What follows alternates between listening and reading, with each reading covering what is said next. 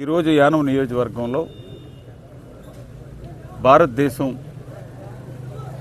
ప్రజలందరూ కూడా గర్వించే విధంగా పాకిస్తాన్ని తుదుముట్టించే విధంలో చాలా చాకచక్యంగా భారత ప్రభుత్వం గత 15-20 రోజుల నుంచి వారు అమలు చేస్తున్న ఊహలు కానీ ఊహ రచన కానీ చాలా అద్భుతంగా ఉంది. అలాగే ఇప్పటికే 4 సార్లు పాకిస్తాన్ భారతదేశం యుద్ధం జరిగితే ప్రతి దాటిలో కూడా మన భారతదేశం విజయం సాధిస్తూ వస్తుంది.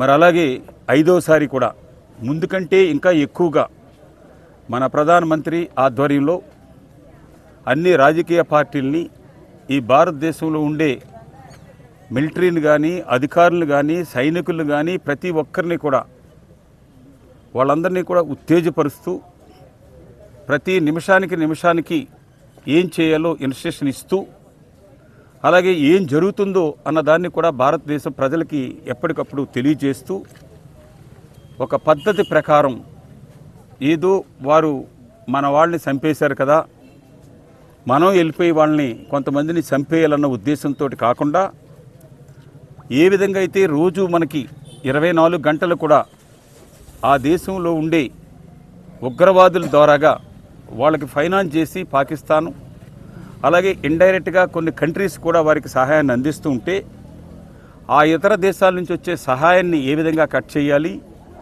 అలాగే ఈ ఉగ్రవాదులని తయారయ్యి మన భారతదేశం మీద అటాక్ చేసేదానికి టైం లేకుండా ఆ స్థావరాలందరినీ కూడా మట్టుపెట్టడం అన్నది భారతదేశం మొదటి విజయం. దాని తర్వాత ఇప్పుడు మనం చూస్తూ ఉంటే వారు మన సైన్యం మీద కాకుండా అమాయక ప్రజల మీద దాడులు చేస్తూ ఉన్నారు. ఎందుకనంటే ఇతర దేశాలు యుద్ధాలు వచ్చినప్పుడు ప్రజల మీద కాకుండా వారికి అక్కడ ఉన్న వనరుల మీద కానీ వాళ్ళకున్న ఆస్తుల మీద కానీ దానికే దాడులు జరుగుతూ ఉంటాయి. ఎందుకంటే 2 బోర్డర్స్ ఉండే ఏవైతే వాళ్ళిద్దరికీ కూడా దాని మీద వ్యతిరేకత ఉందో అవన్నీ కూడా దృష్టిలో పెట్టుకుని ఆ యుద్ధాలు చేసేటప్పుడు కూడా ప్రజల మీద కాకుండా ఆ విధంగా చేయాలన్నది ఉంటాయి. దాంట్లో ఆ విధానానికి కట్టుబడి మన భారతదేశం ఈవేళ అనుకుంటే చాలా స్ట్రాంగ్గా అన్ని రకాల్లో కూడా చాలా స్ట్రాంగ్గా ఉంది. అలాగే భారతదేశం ముఖ్యంగా గత 11 సంవత్సరాల నుంచి చూస్తే ముఖ్యంగా ఇతర దేశాలతో ఉండే బంధం అన్ని చాలా ఎక్కువగా పటిష్టం చేసుకోవడం జరిగింది. దానికి అనేకమైన కారణాలు.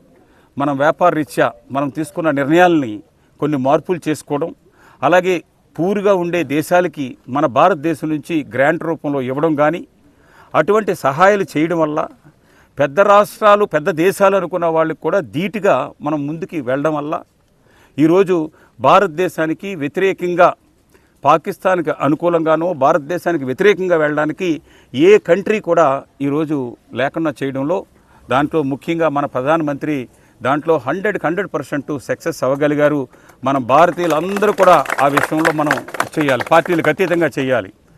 పార్టీలకు అతీతంగానే మనం దాన్ని ఒప్పుకోగలగాలి. ఎప్పుడైతే మనం పొలిటికల్గా ఎప్పుడైతే బలవంతుడు అనుకున్న వ్యక్తి అందులో ఉన్నారో, ఎప్పుడైతే భారతదేశానికి కోయిలేషన్ గవర్నమెంట్లో స్ట్రాంగ్ ఒక సింగిల్ మనిషి రూలింగ్ చేయగలుగుతారో అటువంటప్పుడు కొన్ని నిర్ణయాలు తీసుకునేటప్పుడు దాని ఇంప్లిమెంటేషను చాలా మంచిగా వస్తాయి. అదే మెయిన్ కారణం. ఆ విధంగా ఈరోజు చూస్తే భారతదేశం అంటే ఇతర దేశాలు కూడా వారి ఈ ట్రిప్లో ఇంకా ముందులాగా శాంతం అన్నది చూడరు, పర్మనెంట్గా పాకిస్తాన్ని తుదిముట్టిస్తారు. ఈ ప్రపంచంలో ఉన్న మ్యాప్లో పాకిస్తాన్ని లేకన్నా భారతదేశం చేయగలదు అన్నది ఈరోజు ప్రతి దేశాలు కూడా అనుకునే విధంగా భారతీయులు కూడా అనుకునే విధంగా చేస్తూ ఉన్నారు. గత 15-20 రోజుల నుంచి మనం అందరూ